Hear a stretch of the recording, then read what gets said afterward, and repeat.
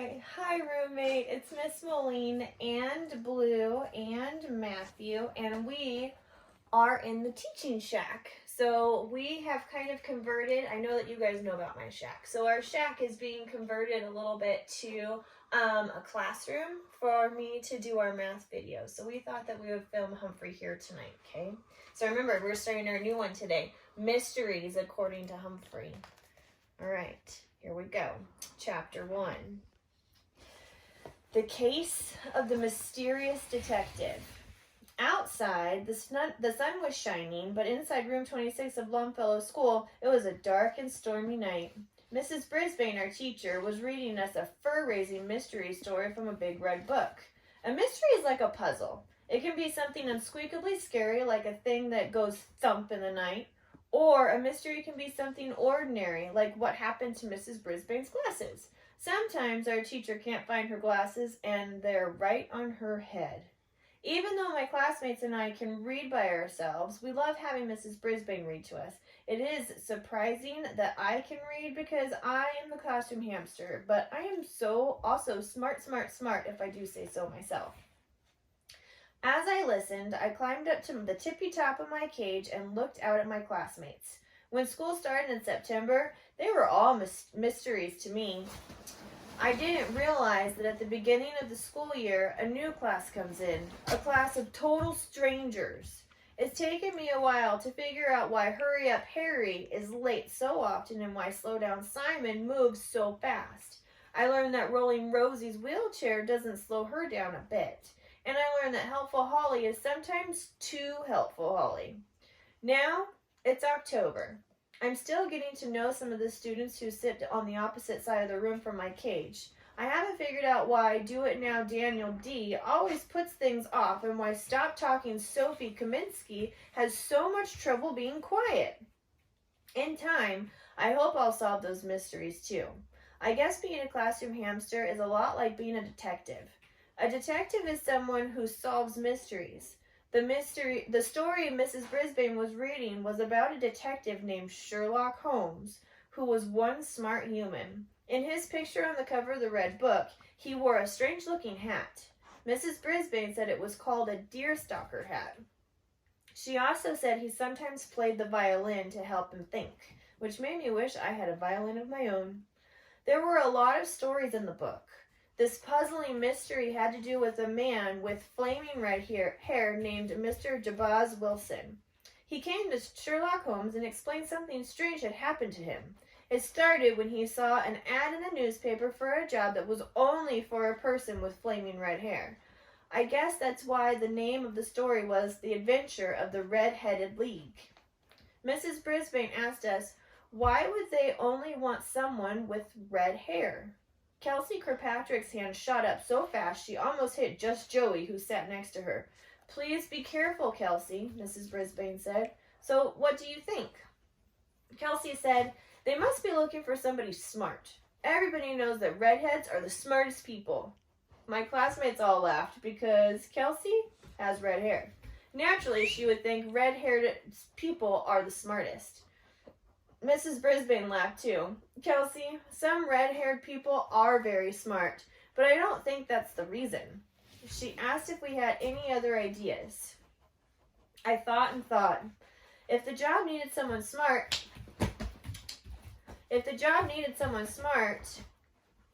I think they might look for a clever hamster like me. Paul Fletcher, whom I think of as Small Paul, had another idea. Maybe they needed someone who looked like someone else. A different person with red hair, he suggested. That's an interesting idea, Paul. You'd make a good detective. Mrs. Brisbane said Paul Green, whom I think of as Tall Paul, raised his hand. Maybe the person has to wear a costume, he suggested. Blue, come in. Blue. Lay down. Excellent idea, Mrs. Brisbane said. Thomas T. True looked puzzled and he raised his hand.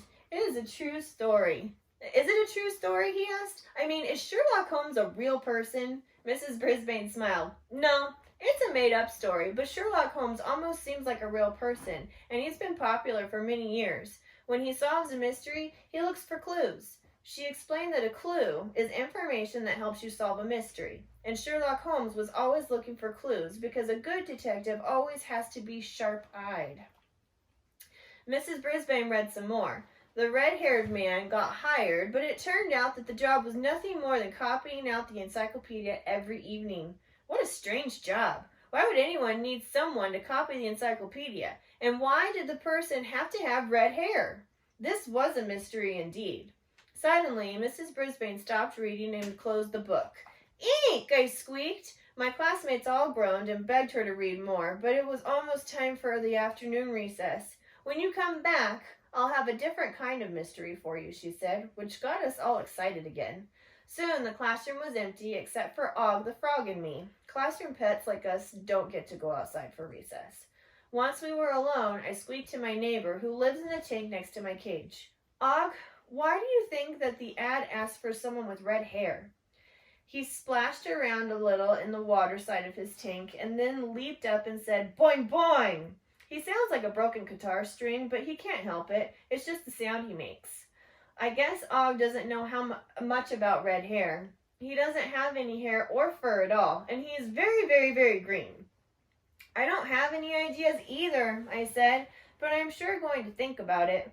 When my friends came back, they were anxious to hear about the other mystery. You know, class, when we read, we're all detectives, the teacher said.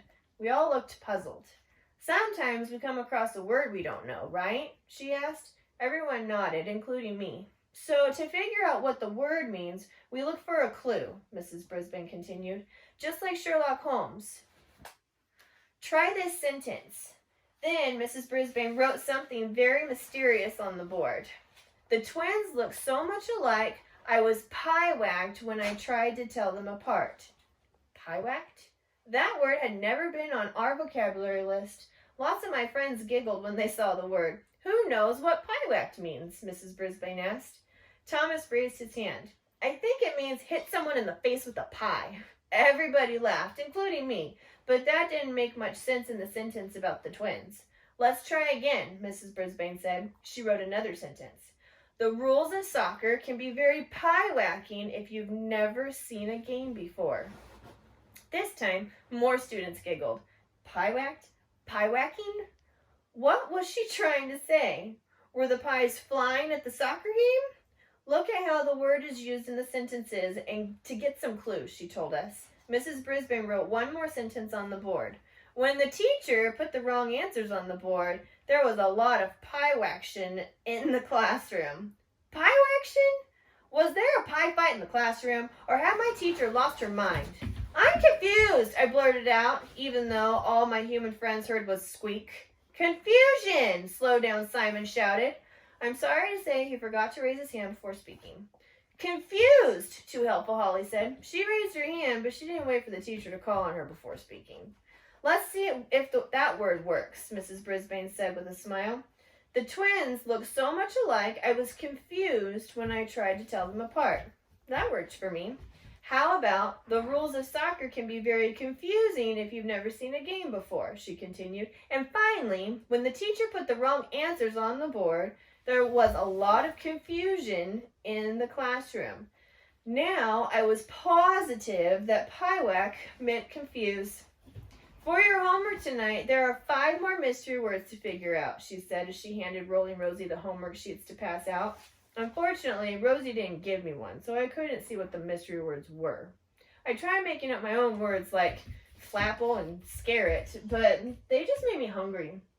At the end of the day, just before the bell rang, the door to room 26 swung open and walked in Mrs. Wright. Excuse you. Blue. Come on. Walked in Mrs. Wright, the physical education teacher. She was clutching a pink jacket, and as usual, she wore a shiny silver whistle on a cord around her neck. Mrs. Wright likes to blow that whistle, and when she does, it makes my ears wiggle and my fur on my neck stand up. It's loud, loud, loud. Way too loud for the small, sensitive ears of a hamster.